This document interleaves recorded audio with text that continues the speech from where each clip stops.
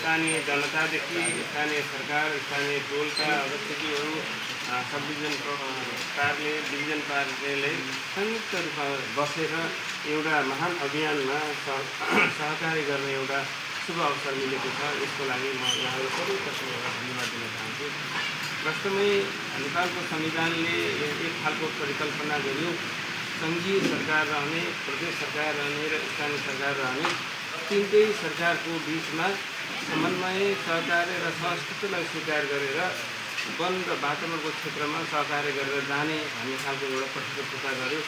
वन क्षेत्रका कुराहरू गरिरहँदाखेरि सङ्घीय सरकारले वन नीतिका कुराहरू गर्ने, संसारका संरक्षणका कुराहरू गर्ने, राष्ट्रिय वन्यजन्तु क्षेत्रको संरक्षणका कुराहरू गर्ने, एउटा राष्ट्रिय हितका कुराहरू गर्ने गरी सङ्घीय सरकारलाई एउटा जिम्मेवारी दियो।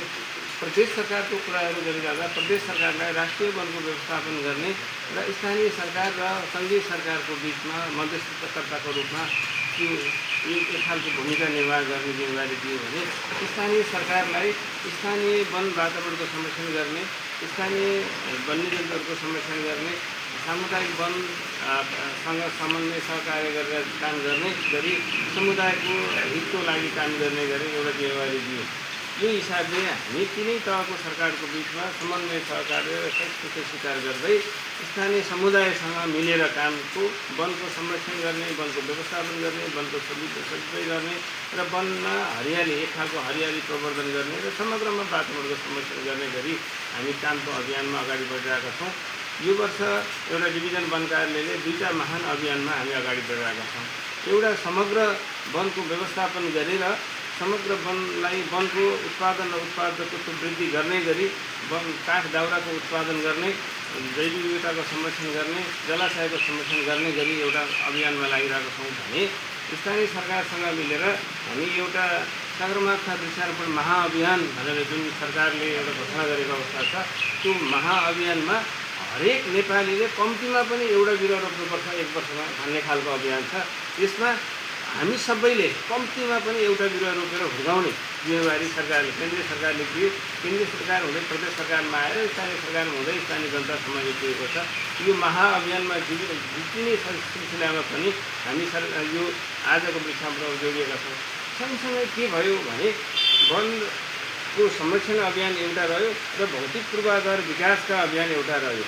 भौतिक पूर्वाधार विकास र वनको वातावरण संरक्षण गर्ने दुईटा अभियानको बिचमा एक खालको कन्ट्राडिक्सन, एउटा खालको मतभेदको कुराहरू देखियो।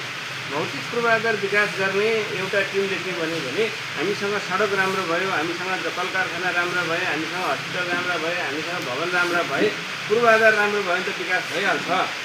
त्यसैले पूर्वाधार गर्नु विकास गर्नु चाहिँ ठुलो कुरा हो भन्ने हिसाबले गर्यो भने यो पूर्वाधार विकास सँगसँगै हामीले यो गरिरहेको पूर्वाधारहरू चाहिँ मैत्री छ कि छैन, वातावरण मैत्री छ कि छैन, वन्यजन्तु मैत्री छ कि छैन भनेर हामीले विचार गर्नुपर्छ।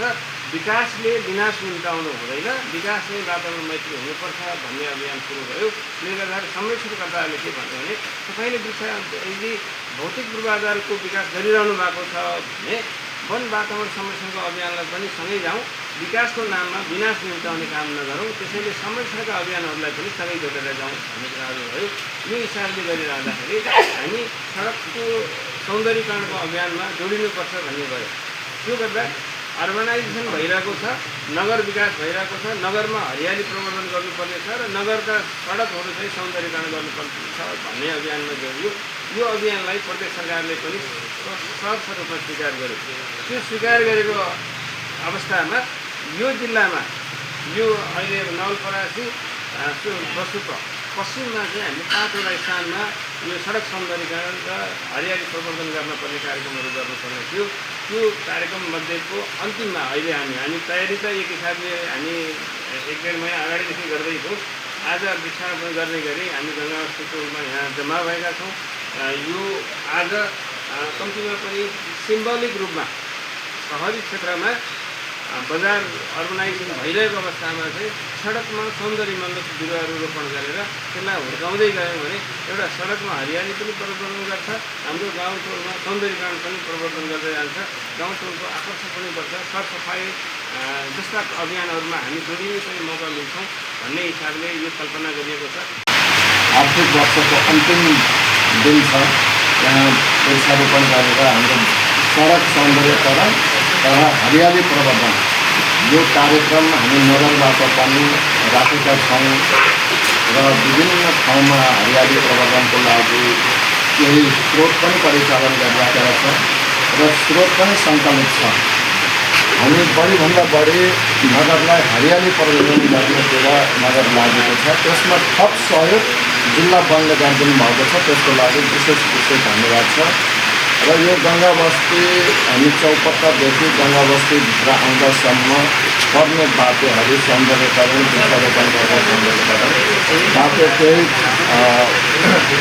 बिग्रिएको छ, यसको चाहिँ हामीले मर्मत सम्भार गर्नुपर्ने बजेट छुट्याउँदा पनि अहिलेको माहौलले गर्दा टेन्डर पनि जान सकेन, त्यस कारणले केही बाटोहरू बिग्रिरहेको छ, त्यसलाई सुधार गर्ने कार्यक्रम हामीले राखेका छौँ।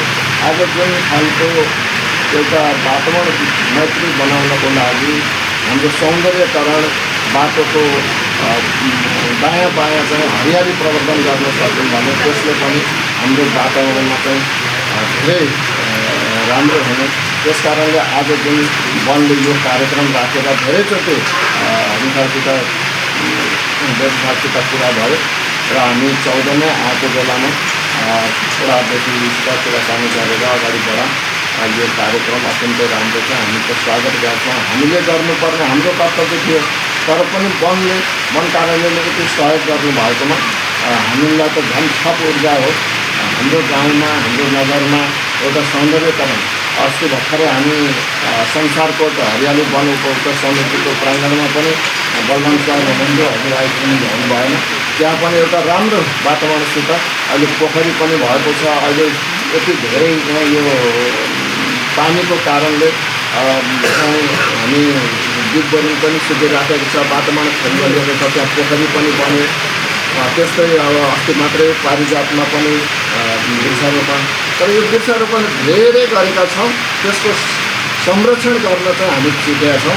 त्यसको लागि अब यो अन्तको वनको कुरा, वनको सामुदायिक वनको कर्तव्य थियो, उनीहरूको दायित्व थियो, गरेनन्, त्यो आफ्नो ठाउँमा छ। अब आज जुन नेपाल सरकारको, प्रदेश सरकारको, स्थानीय सरकारको हामीले नै कर तिरेको रकमबाट यो चाहिँ बजेट आएको छ, यसको आज लगाउँछौँ, तर यसको संवर्धन गर्ने त तपाईँहरूले हो।